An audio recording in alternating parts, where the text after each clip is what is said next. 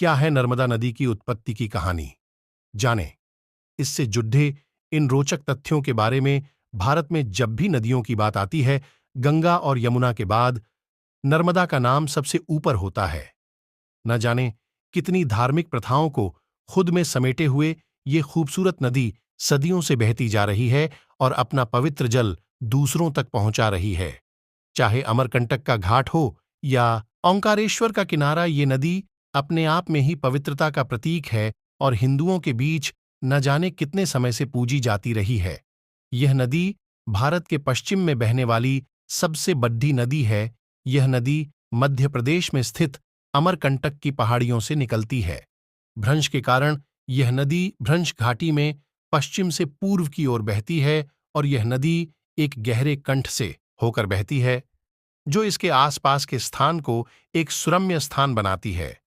अपनी जलधारा से दूसरों को सुसज्जित करने के साथ ये नदी न जाने कितनी कही अनकही कथाओं को अपने आप में समेटे हुए निरंतर बहती जा रही है।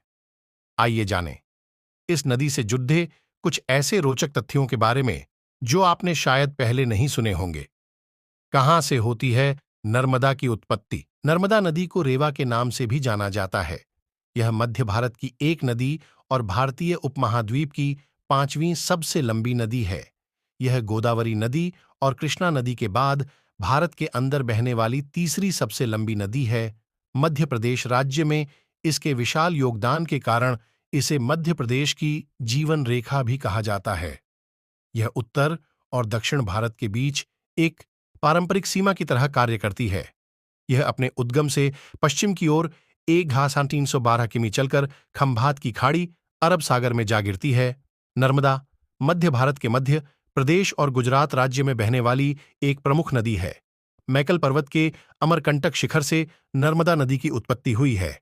इसकी लंबाई लगभग 1312 किलोमीटर है, जो इसे भारत की सबसे लंबी नदी के रूप में प्रस्तुत करती है। नर्मदा की हैं कई सहायक नदियां। नर्मदा की अधिकांश सहायक नदियां छोटी हैं और समकोण पर मिलती हैं।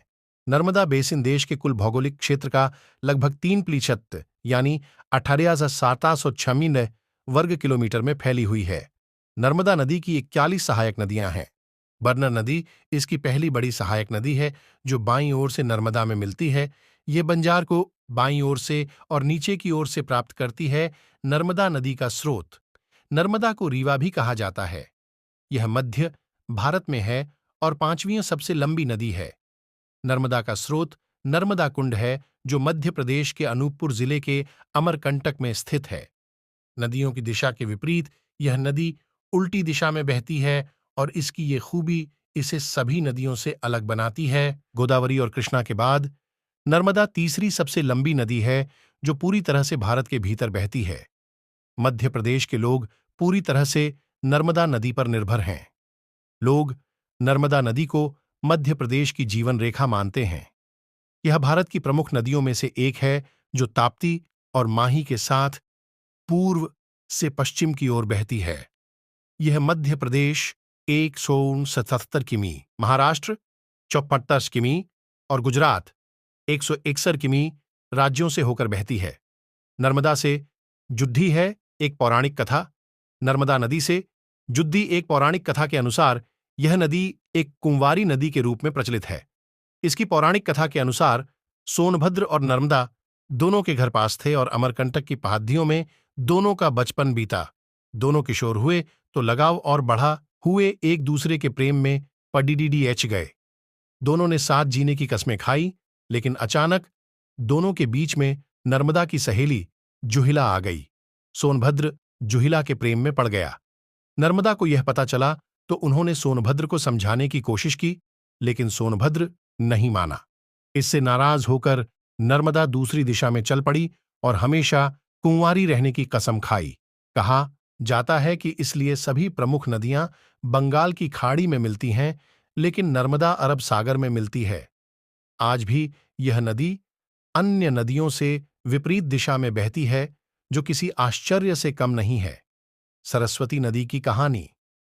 वास्तव में ये नदी अन्य नदियों की तुलना में कुछ अलग है और अपनी पवित्रता को बनाए हुए है।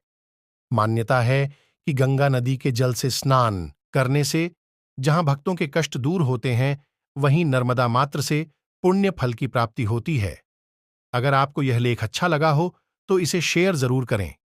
इसी तरह के अन्य रोचक लेख पढ़ने नर्मदा से जुड्डी है एक पौराणिक कथा। नर्मदा नदी से जुद्धी एक पौराणिक कथा के अनुसार यह नदी एक कुंवारी नदी के रूप में प्रचलित है।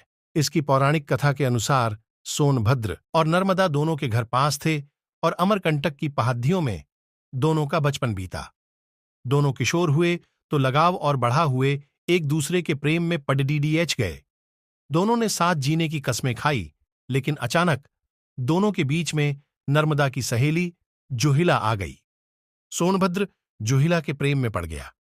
नर्मदा को यह पता चला तो उन्होंने सोनभद्र को समझाने की कोशिश की, लेकिन सोनभद्र नहीं माना।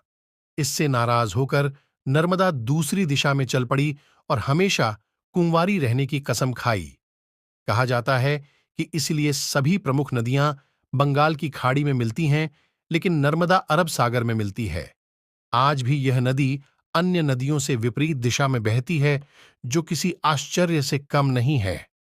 सरस्वती नदी की कहानी। वास्तव में ये नदी अन्य नदियों की तुलना में कुछ अलग है और अपनी पवित्रता को बनाए हुए है। मान्यता है कि गंगा नदी के जल से स्नान करने से जहां भक्तों के कष्ट दूर होते हैं, वहीं नर्मदा मात्र से पुण्य फल की प्राप्ति होती है। अगर आपको यह कथा अच्छा लगा हो तो इसे शेयर जरूर करें। इसी तरह के अन्य रोचक कथा सुनने के लिए जुड़े रहें आपकी अपनी चैनल भक्तों की दृष्टि के साथ।